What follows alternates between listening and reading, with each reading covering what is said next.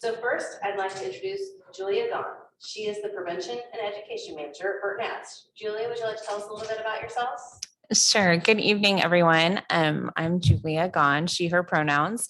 And I come to this work as a person with lived experience. I am currently an employee of Bert Nash, but I have also in the past been a person receiving services, medication management, as well as individual and group therapy. And so I am excited to be here this evening to talk about mental health and mental well-being. I also, in my role as prevention and education manager, I teach a lot of mental health first aid. And so I invite you all to visit bertnash.org, sign up for a class, and that way you can learn more and go deeper into this discussion about mental health and mental well-being. And because I told Emily I would do this, we do have another panel tomorrow night out at Haskell about mental well-being and our Indigenous populations and some of the issues that arise in connection with that identity. So please feel free to join us there tomorrow night as well. That's great. Thanks for sharing that, Julia. Next, we have Dr. Dobson, and she is the Medical Director at Bert Nash. Would you like to tell a little bit about yourself as well? Yes, hi, welcome. My name is Nana Dadson, and I come to this discussion with a lot of interest and curiosity.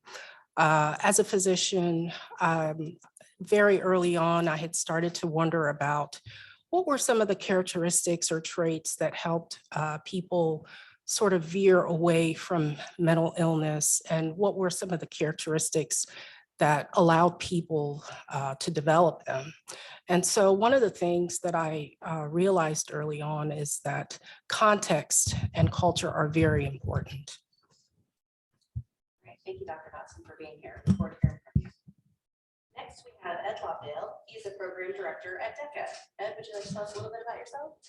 Hi, everybody. I'm Ed Lobdell. I'm with DECA, and I got here because in my family growing up, your options were like 4 professions, right? Like doctor, lawyer, dentist, and probably business.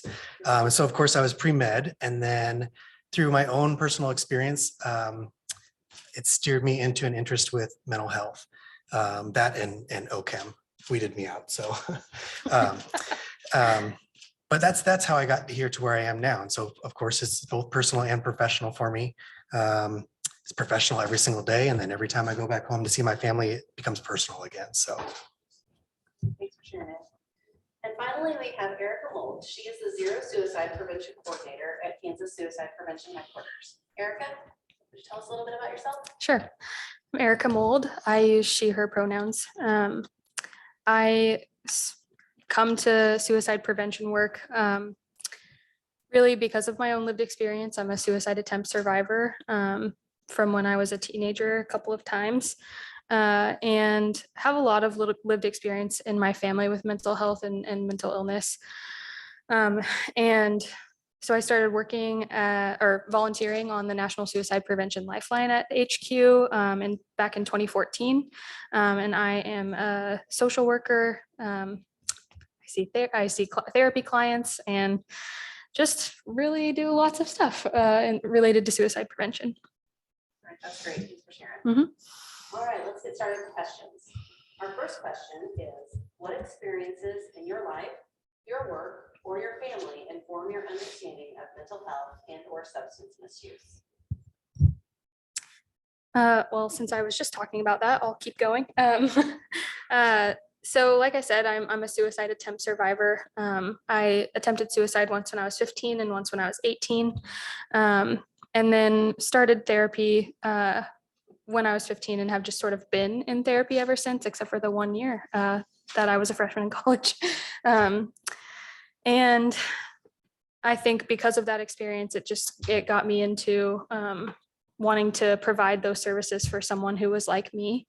And I also, have a sibling and cousins and lots of folks in my family who've struggled with suicidality and substance use as well. So all of that, and then going to school for, I'm a master social worker and have been working on my clinical license for a long time. So I've been really working with a lot of people who are chronically suicidal And that's really where I guess if I'm an expert in anything, I guess that's where my expertise lies.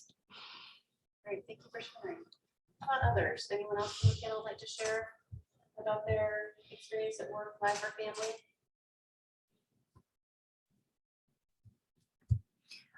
I'll go ahead and hop on there too.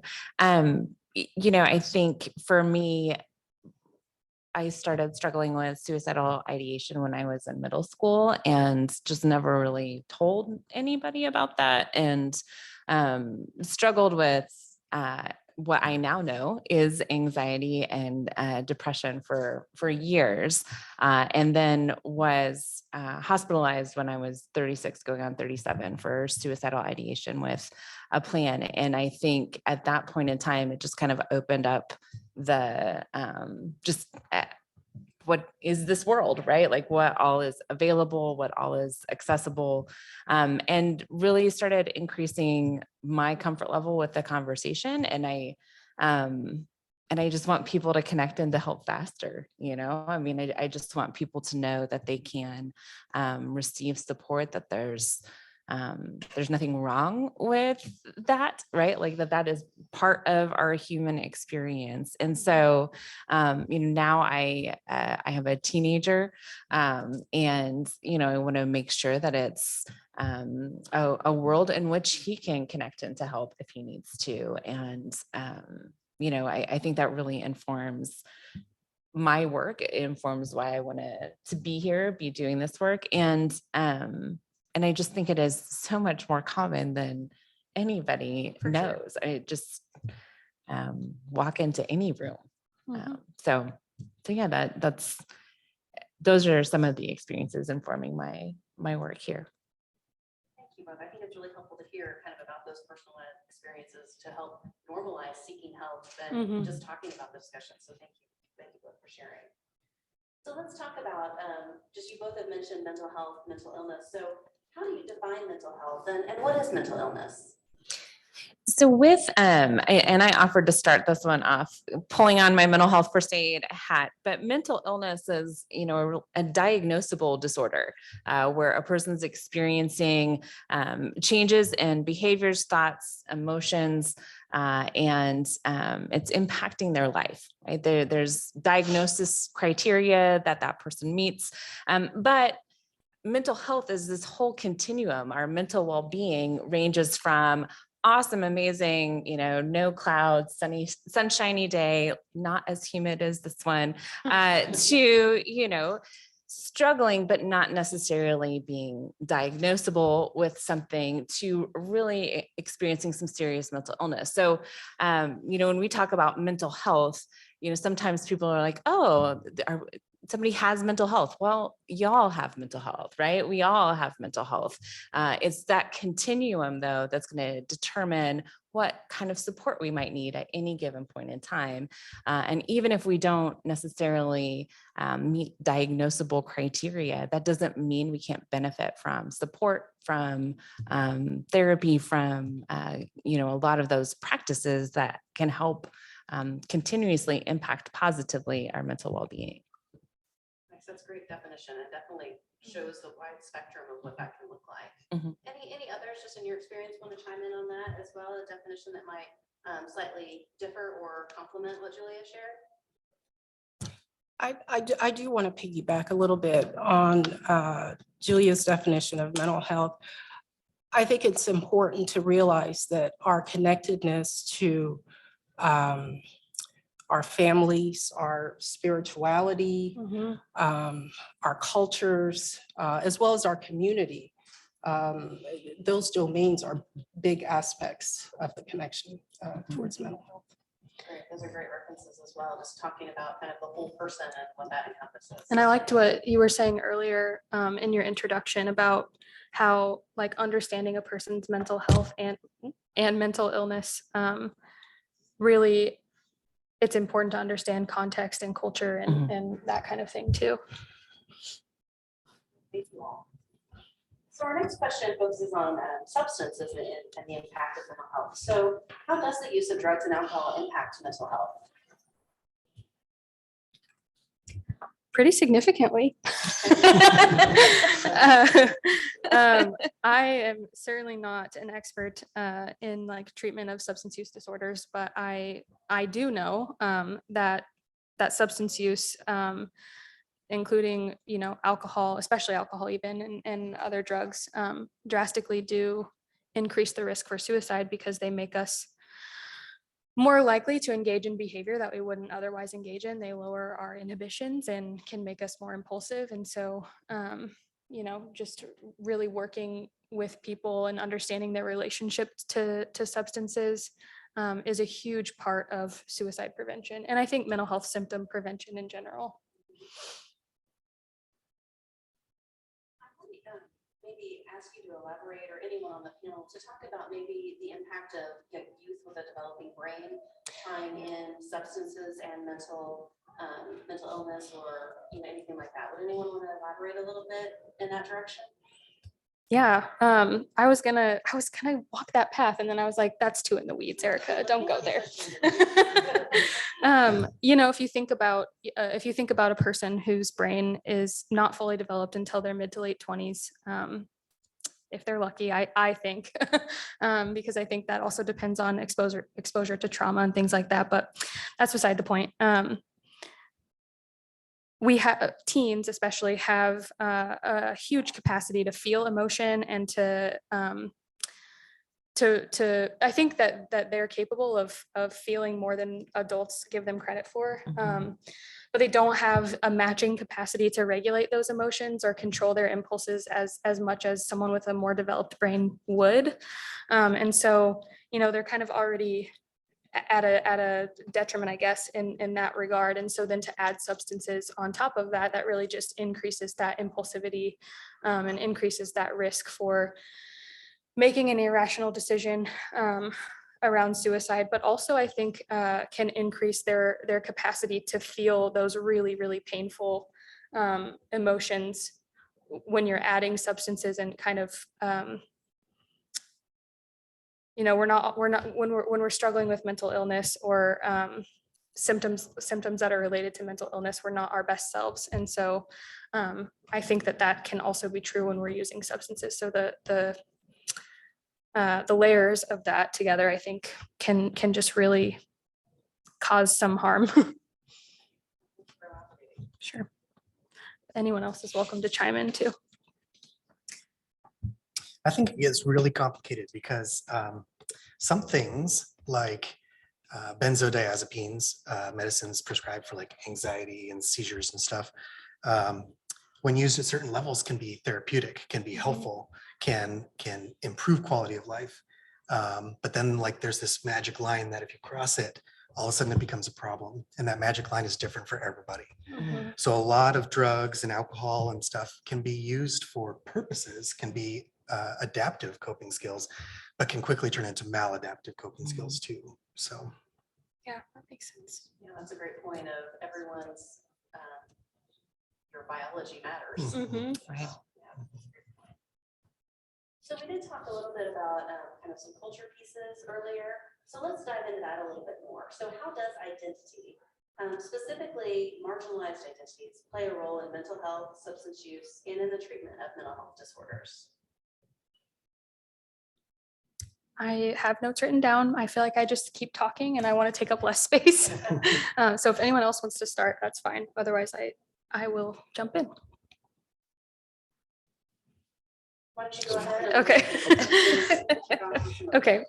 So I think that identity plays a huge role, right? It plays a role in every way, because various cultures have various stigmas attached to mental health and mental health treatment. So that's something to consider. I also think that one of the biggest things that I see and hear from people who have marginalized identities is that access to mental health care, first of all, is hard to come by, depending on your life circumstances and how much, if you have insurance or income in general. but also depending on where you're located across the country.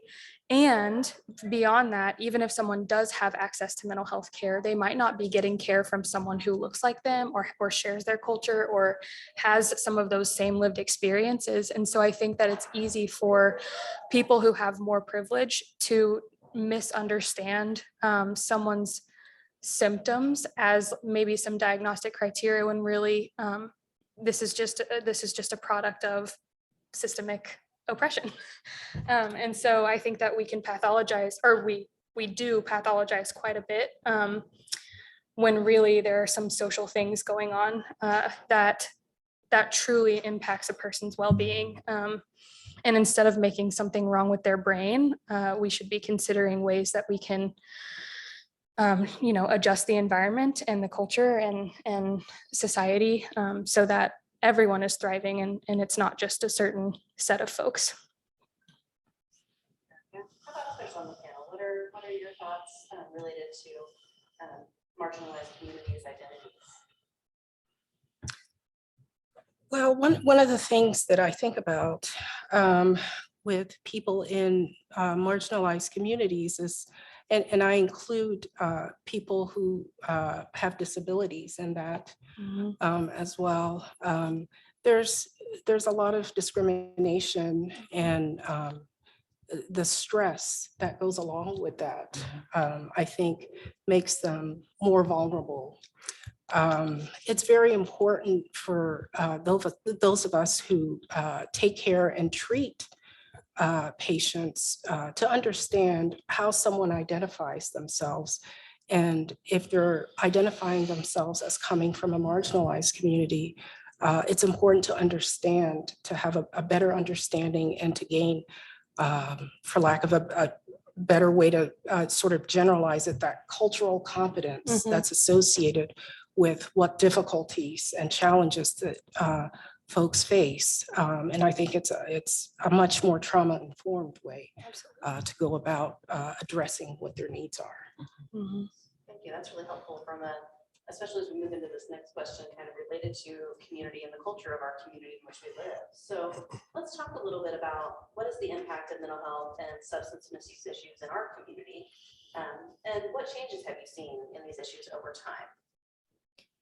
So, in general, and I don't have statistics in front of me, but in, pre-pandemic times, we knew that about 1 in 5 people in general would experience a mental health disorder. And some of the articles I've seen have demonstrated that that's pretty much doubled over the course of the last couple of years.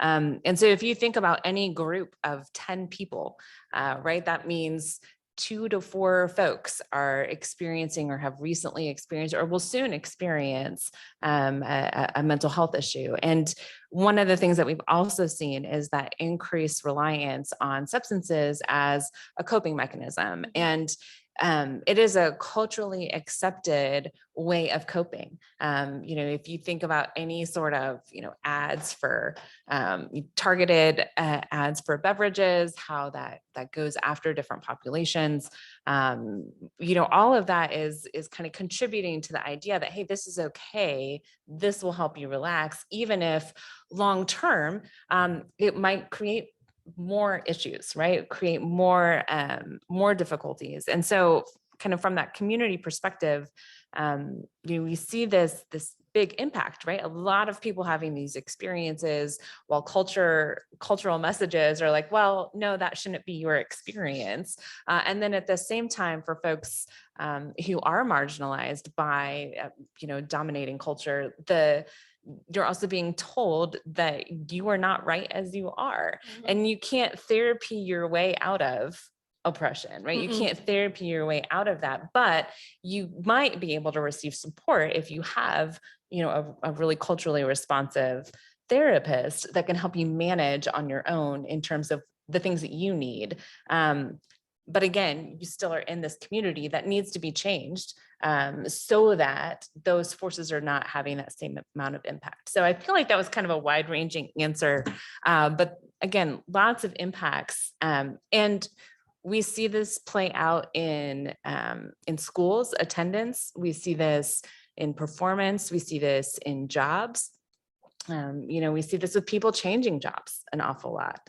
And what does that mean for work culture? Like, what is happening in work environments where people are either receiving or not receiving the kind of supports that they need to have boundaries, to have that time and space to attend to themselves as well. And some additional, excuse me, some additional impacts, worst case scenario potentially would be, a loss of a job. And then with that, if there's sort of a cascade of events.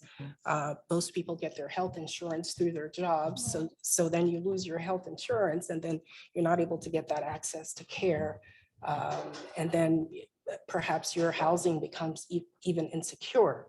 And so you're, trying to find friends or family to stay with. And so all of these devastating consequences just sort of start to add up. Yeah, definitely a ripple effect, it sounds like. Yes. And all of that increases stress, which is a huge factor in terms of our mental well-being and our potential reliance on substances as well. So you have stressors going up, trauma goes up alongside that. Like, all of that is again, lots of consequences.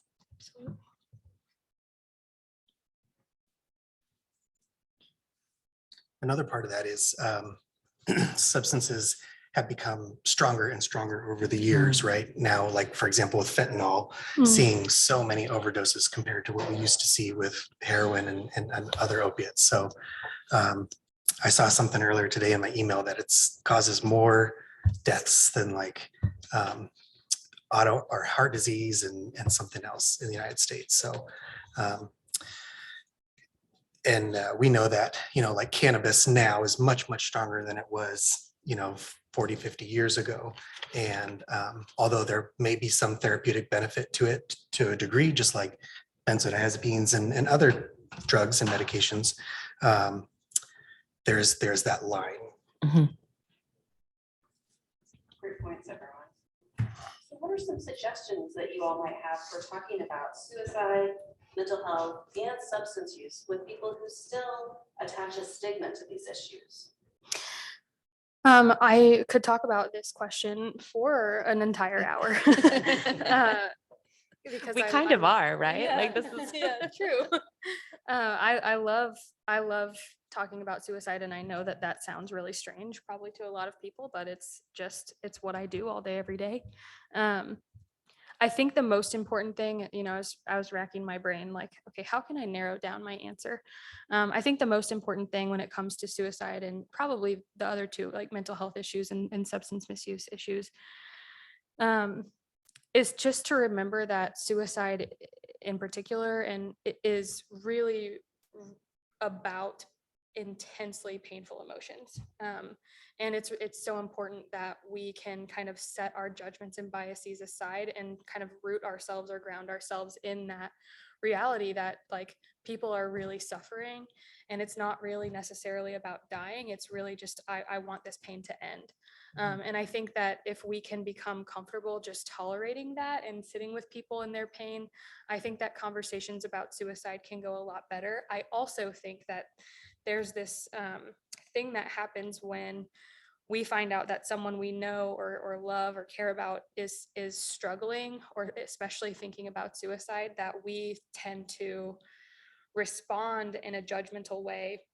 And that's not actually coming from a place of malice. I think that's coming from a place of vulnerability, where we feel scared. We don't want to lose this person. We don't want to imagine what that would be like for them to be thinking about suicide. And so we don't allow ourselves to kind of go there. And I think that instead, what we could do is we could say, I'm really scared, right? Instead of saying, but you wouldn't really do that, that's stupid, or whatever, whatever judgment comes to mind, we could say something like, I'm really scared and I don't want to lose you. What can I do to support you? And just allow ourselves to really kind of lean in towards that vulnerability. And I also think that it's important to know that talking about these issues, talking about suicide, talking about substance use, talking about mental health in general is not going to make someone sick. It's not going to put ideas into somebody's head. It's if they weren't already thinking about these things, they're not going to start. And so it's just really important that we are able to be direct when we're concerned about someone. We want to make sure that we're making those observations. We're saying, hey, I've noticed that you've been falling asleep in class every day, and that makes me worried about you. That seems different. What's going on? Are you thinking about suicide? Is there something else going on? Because we know that that's the most protective thing that we can do is really ask directly and be open about mental health. Mm-hmm. Mm-hmm. How about others? What are some suggestions you all might have? I think that just starting talking about it, like you're not going to get better at it by thinking about it, right? So we actually just have to like practice, and it can be awkward, right? It can feel uncomfortable, and this is how we connect people to life-saving services, right? This is how we kind of move into really active prevention, is by going ahead and doing it. And I think that when we I talk about mental health most days, all day too. And when we think about that, it just becomes part of that language. It becomes a much easier thing, and people reach out. And I'm sure that folks up here have had this experience too. You share a little bit about your story, and all of a sudden people are like, oh, well, what about this one? It's like, okay, if more and more people are open, then all of those connections are getting made. Just one more connection across the board. And if somebody is not there for it, that's okay too, right? But the number of folks who are interested in having this conversation, interested in having access to these conversations, I think is really important. And maybe we bring something up with somebody and they become defensive or worried, but that doesn't mean it stops there, right? These can be conversations that we seed, that lead into more conversation or, more access. So. Yeah, I really appreciate that perspective. I've definitely made a lot of people uncomfortable sharing my own experience with so much comfort. Like it is just second nature to me. I don't feel ashamed of my experience, but more often what happens is someone else will be like, oh, you too. And then I get a little piece of healing that I didn't have when I was 15 because I felt like I was totally alone and nobody understood what I was going through, when in reality, probably a lot of kids did.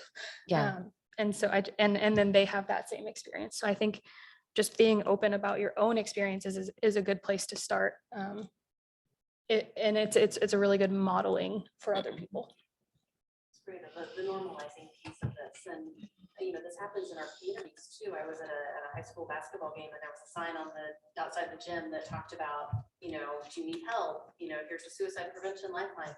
And there were a couple gentlemen, probably, I don't know, 10 or 12 years older than I am. And they're like, we never had anything like this in school. This is really good. So I mean, I think just this normalizing piece is really important. So thank you both for highlighting that. So let's talk a little bit about how we break down this idea. And this is a question that came from the audience through the registration piece. The question is, how do we break down the idea that folks dealing with addiction and substance use don't want to help themselves? It's tough. Yeah. I was working with a student intern one time, and they were really struggling to understand why, after all their efforts to convince their client, why they weren't motivated to change, despite how bad their life was and how much they reflected that to them. And when people's lives get that bad, when we start losing our jobs and that cascade starts, and as an outsider, we're like, oh, it's so easy to see. Why don't you just change that? Why don't you get out of that? Why don't you just stop doing that? And so I asked her, my student, I said, what would have to be going on in your life for it to be that bad? Not substance use, but think about something else for you personally. What would have to be going on in your life for your life to be that bad? And she thought about it and came back the next week to our supervision and shared about a domestic violence situation she had been in the past. And she could really understand that. She could truly empathize with that person. Oh, that's how bad things have to get before I'm like willing to change everything.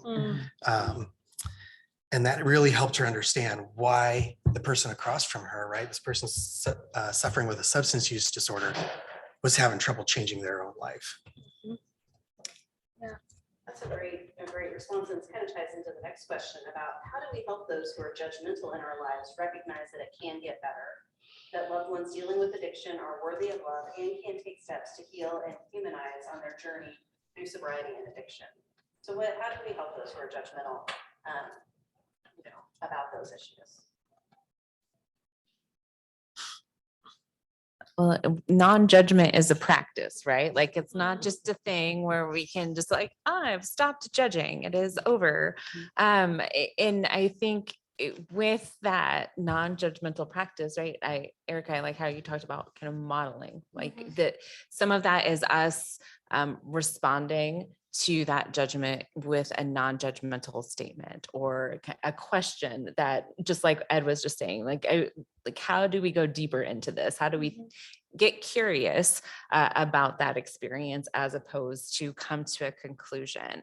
And for those of us who are kind of on those sidelines, right? Maybe we are not in that relationship. Maybe this is a place too where we can create some space for other people, right? Sometimes things are too close to us. It's very hard for us to manage our judgment when it's right up next to us. And so maybe sometimes it's where we can provide some relief, provide some grace, and create that opening so that somebody has a little bit more space, right? When our window of tolerance, when we're super stressed out, it's really hard to have space to think, oh, I wonder what else this person might be going through.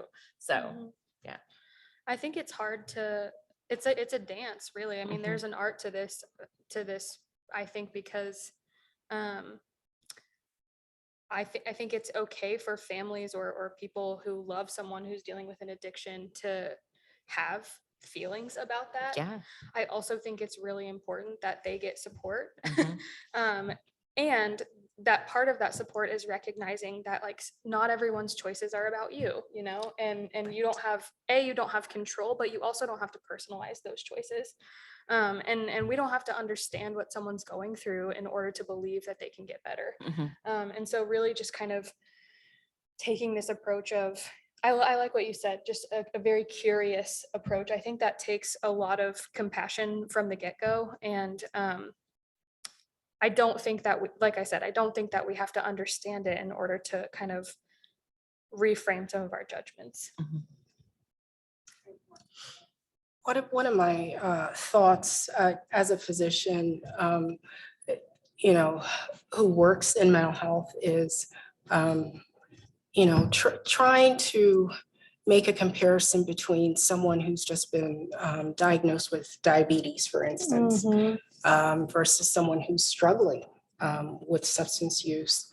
And, we don't hear as much the judgment coming from someone who's been diagnosed with diabetes. So if we can do a little bit of a comparison with regards to that person and how much support they will need going forward with their treatments and whatever their providers are recommending, it's going to be extremely similar. And I know that it's going to create a sense of, well, this is a little bit more abstract, but that's the challenge that we face. And if we can do that, I think a lot of the stigma that is attached to all of mental health and substance use will greatly reduce. If we can normalize, just this comparison between a new diagnosis of diabetes and all of what the person is going to be facing versus someone who's struggling with this, a mental illness, substance use issue. I think we'll get a little closer to what we need. That's a really good point.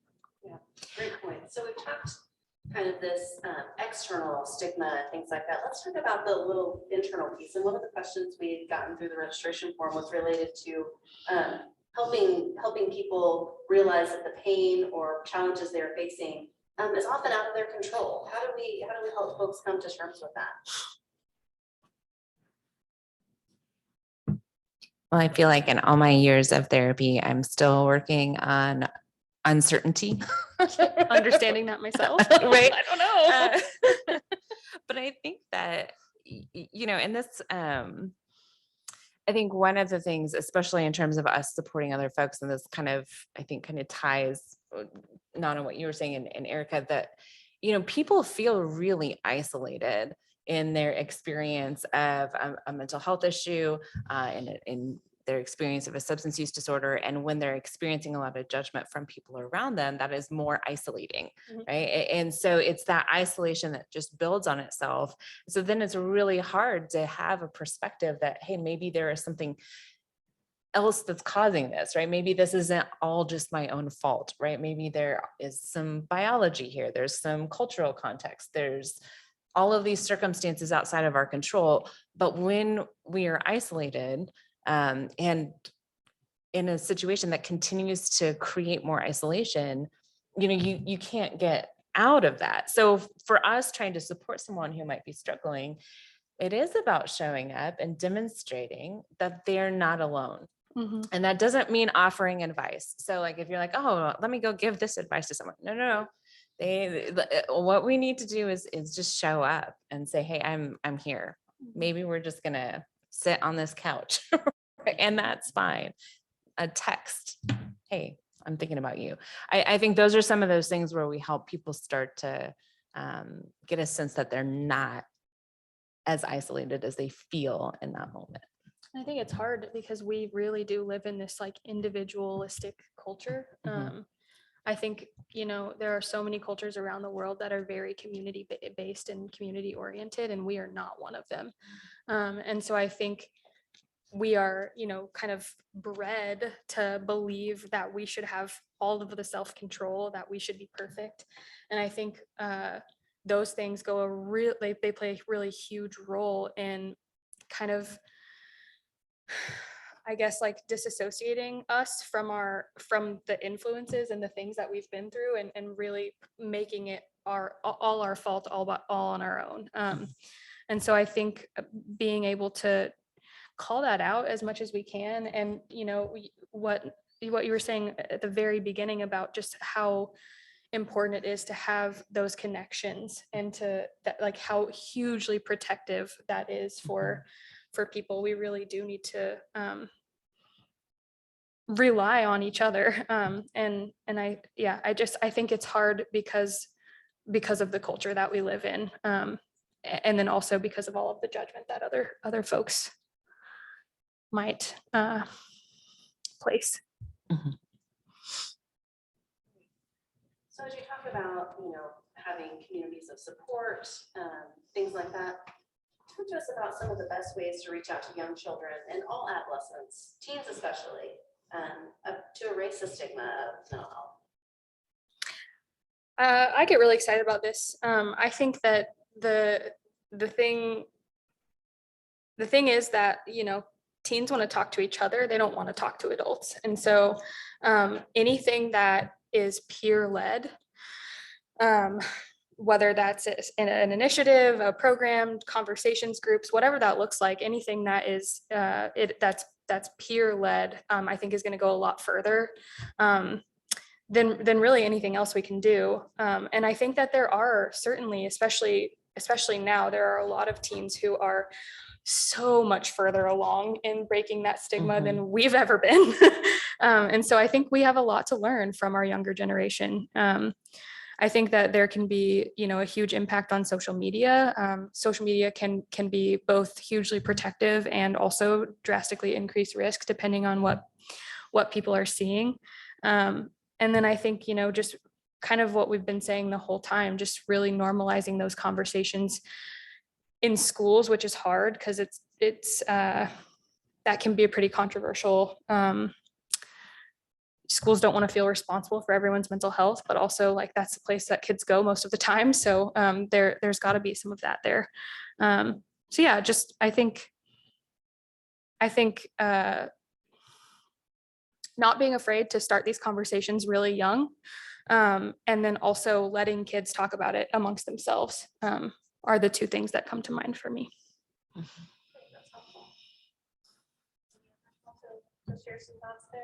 I do also, I know, and I do agree with you when you talked about, when you mentioned teens want to talk amongst themselves. Mhm. But I do want to still reserve a space for parents to get involved, be Absolutely. involved in their children and teenagers' lives. And right now, with so much technology out there, there are multiple apps. You have to find the good ones, Mhm. obviously, but I think that is one way that parents can communicate. There are some dangerous substances out there, Mhm. and you need to know about them. Some of them can even be prescribed by a doctor, but if taken incorrectly or not for the indicated use, you could really get in trouble with it. And so making conversations out of sort of normal, everyday type occurrences, I think Yeah. parents should have a role to play in educating teens. Yeah, thank you for saying that. That's huge. I think it's so important for our youth to have at least one safe adult in their life. They get to pick who that person is, but as long as it's an adult and someone that makes them feel safe and seen, that is a really huge point, because yes, teens like to talk to each other and they can't be responsible for getting someone the right help. So thank you for saying that. So that kind of leads into our next question, which the next 3 or 4 questions were asked from our audience members through the Google form. So this question relates to parents. So how do we break down stigma around asking for help with substance use addiction, especially within teen populations? And how do we move parents away from that place of shame and anger when their child is experiencing addiction?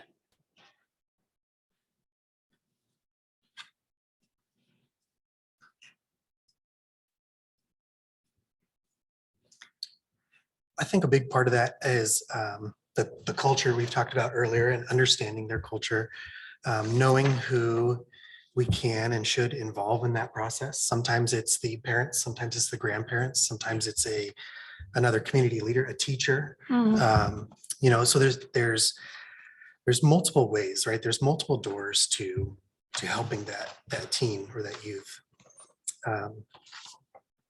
And then understanding the parents too, right? It could be shame or anger, like it says in the question, but it could be fear that if my child or I am honest with my doctor, they'll stop prescribing the ADHD medicine that my child really needs. Or if we're honest with the school about this, then there might be legal issues for my child. So helping parents work through that process and understand, what are realistic consequences, what are not, and the alternative too, right? If the child continues to engage in addictive behaviors. I think too that again, the isolation of that experience, right? If other people know this, what are they thinking about our family? Like, what are they thinking about, my ability to parent? Like, and so again, coming from that kind of cultural shift into kind of non-judgment and support, because if there's less shame when there's light on something, right? That's Brene Brown has taught us anything, right? It's the, shining lights on things this helps make it less isolating and easier for people to receive the rest of the support that they need. Because when you're supporting someone through a struggle, it's really, you can't do that alone either, right? The person who's in that struggle needs support, and the person and the people who are supporting them also need support, so that kind of move back to a real community and communal response, I think is one of those important ways. And, I think parents also have their stuff to deal with that is getting brought up by whatever their child is experiencing. And that takes courage, and it's hard. And, that's all in there too. Yeah. Our next question is a tricky one, and so I'll be curious to hear the panel's reaction here. How do you continue to love someone struggling with addiction even after they've caused so much harm? And again, this was asked from an audience member prior to the panel.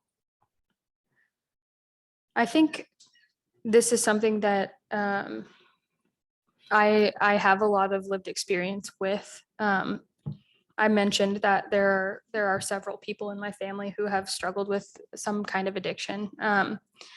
And I have a huge heart. And so my heart breaks a lot when it comes to addiction. And I think that, you know, personally, I've been as a younger version of myself, I was very much like a fixer. You know, I want to fix it. I can help you. I can get you the help that you need. I can take you to your appointments. You know, I would overfunction is what I'm trying to say.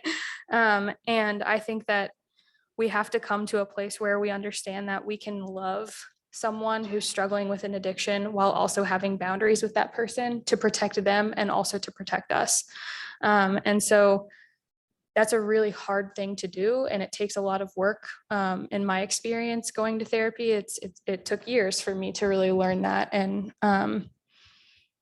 learn how to navigate those relationships in a way that made sense for me continuing to express love to the people that were struggling while also not continuing to enable them and also not pouring more energy into their recovery than they were. And so it's really, really difficult. And I have a lot of empathy for someone who's struggling with this very thing. And I guess that's my takeaway is you can love someone and also have boundaries, and you just have to figure out what those boundaries look like for you.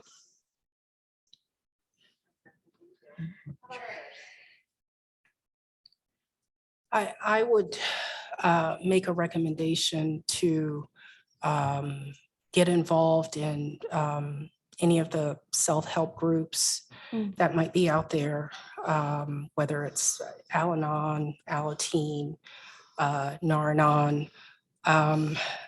Those are good starting points. Those are good maintenance points, you know, and for the duration, because family members and loved ones will hear about what they can do to help that loved one. And they might even hear the histories of what their loved one has been going through. And so I think that might be helpful to create some empathy towards how they feel about them and all the losses or even damage that has occurred. So I would make a recommendation for those self-help groups. So the next question focuses on comorbidities. So when you're dealing with a client experiencing a comorbidity, so someone with a mental health issue and substance use addiction, how do you decide which problem to treat first?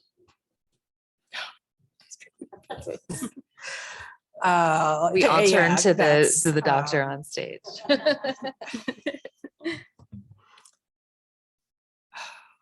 It's hard. I mean, we could debate this all night. I'll say this. We tend to think in terms of triage. You know, as a physician, put your hat on, and if you came to the scene of an accident and you saw various people lying on the ground and you saw someone hemorrhaging, we're taught to, if there's someone who is at the point of life and death, to address that first. You've got to get that if you can, you've got to get that stabilized and get them out of that life and death situation. But for this particular instance, I think ideally and practically, you've got to treat both. You've got to address both, because you jeopardize the treatment of the other if you don't. Yes. Yep. 100% agree. And I think it's important from a clinical perspective, as a therapist, it's important to recognize like where your limits are in terms of what your, what your competencies are. So for me, I'm not a substance use treatment person.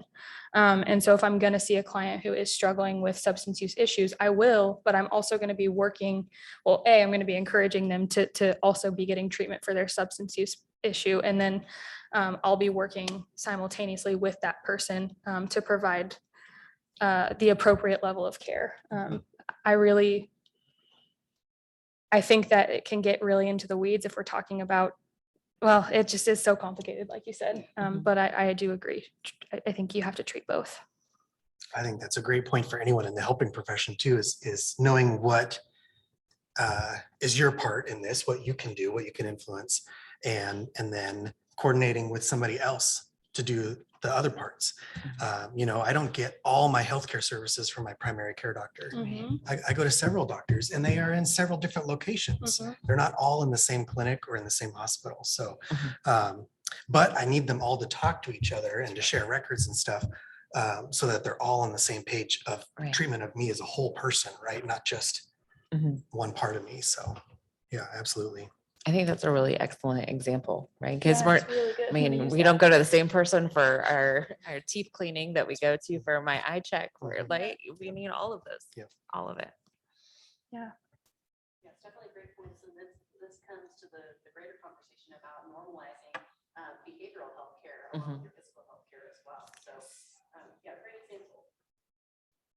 One of the final questions before we open it up to our audience is asking specifically about support groups in the county for people experiencing addiction and wanting to move towards sobriety. So could anyone speak about possible support groups available to our community? Yeah, to start for addiction and sobriety, like the question says, and then I think it's important to open it up because there's so many more support groups in our community than just those. But Dr. Dadson mentioned like Nar-Anon and Al-Anon and Alateen. So support groups for family and friends of those going through these issues. But other things like Alcoholics Anonymous and Narcotics Anonymous. Smart Recovery is a really big one now in Lawrence. They have a lot of resources, a hotline, all sorts of stuff, coaching, group work.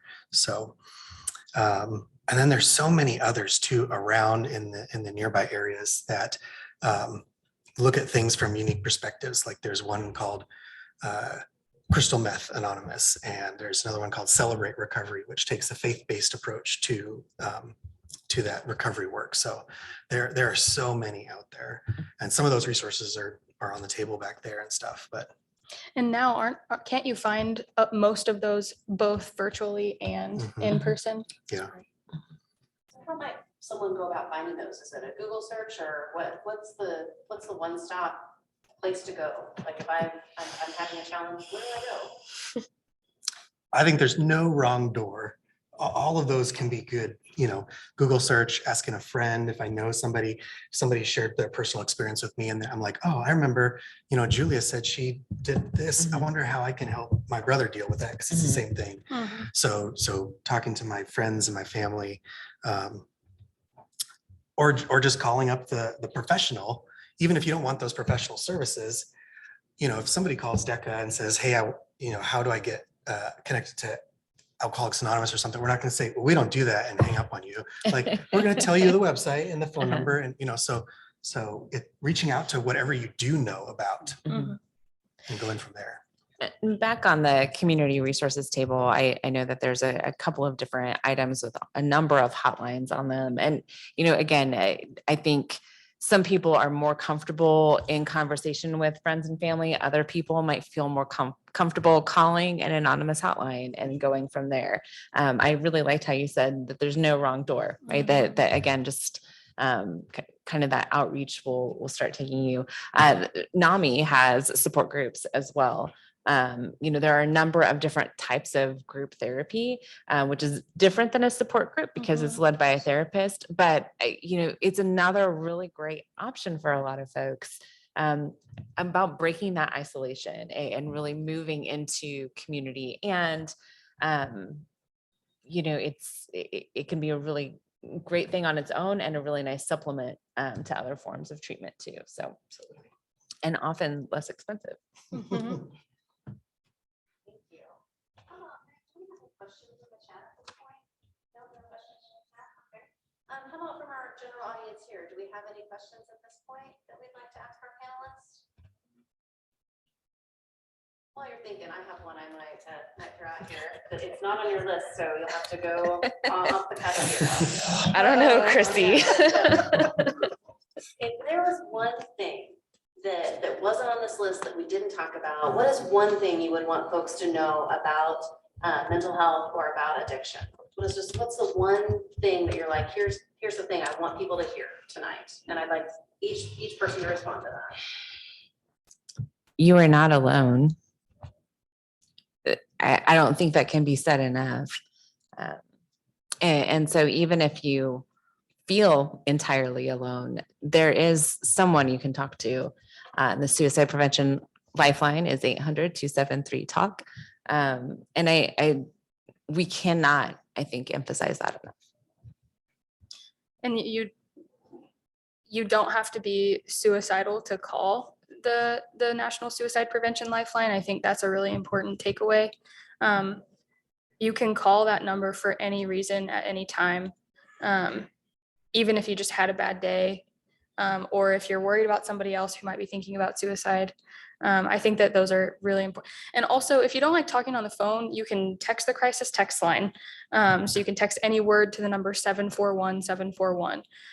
There are online chat services that you can access. I think the thing for me is like, don't be afraid to reach out for some type of help.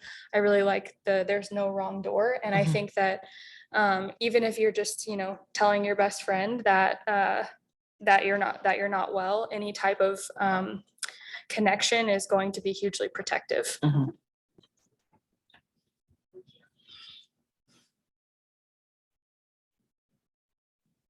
Dr. I hate to just repeat what they just said. I know. Got to get in there Yeah. early,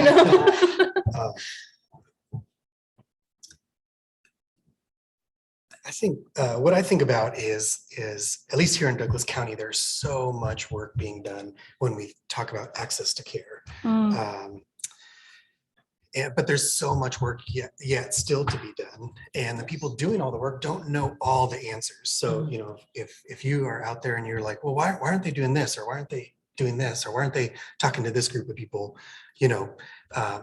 Reach out to somebody who is involved in that work and ask them that question, or encourage them to explore that, because just because we're doing that work doesn't mean we know all of it and everything that needs to be addressed here in Lawrence and Douglas County.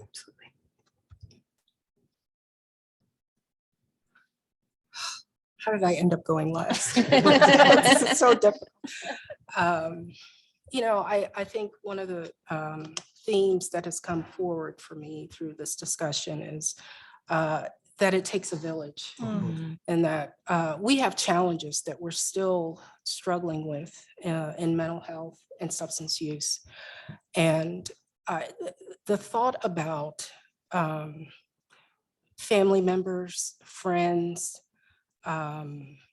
teachers, providers, clinicians, just everyone getting involved to reduce the stigma and allowing people to feel good enough to get some help. I think is one of the most powerful messages that I've gotten. I love that. Thank you all for sharing that. It sounds like we do have a question from the chat. So Meg, would you like to comment that? Yeah. Someone asked if Erica could talk about I think just a general kind of overview of what that is and why it's important. Sure. So the question was for me to elaborate a little bit about 988. If you all haven't heard of 988, you will soon, because it is going to be rolling out July 16th of 2022. 988 is a 3-digit short code like 911. So anyone can call 988 in lieu of calling that 1-800-273-8255 National Suicide Prevention Lifeline number. And so the intention is for mental health emergencies to be treated in the same way that any other kind of emergency would be treated. So instead of calling 911, you would call 988 for a mental health emergency, and you would be able to get connected to a live counselor, and hopefully then from there connected to all sorts of resources. So we're working on, that's a nationwide initiative. It's happening. The thing that's really significant, I think, to our community is that, headquarters or Kansas Suicide Prevention HQ, we are the answering service for the National Suicide Prevention Lifeline for the state of Kansas, except for there are 2 counties in Kansas who answer for their particular counties. And if they can't answer those calls, it rolls over to us. And so with 988 coming out, our call volume is expected to really increase pretty drastically because it's a more accessible phone number, which is great. So, and then there's also going to be a text and not a chat feature, or just a text feature. I know for sure there will be a text feature where you can text 988 and receive support that way as well. So it's really about increasing access to mental health emergency support or crisis support.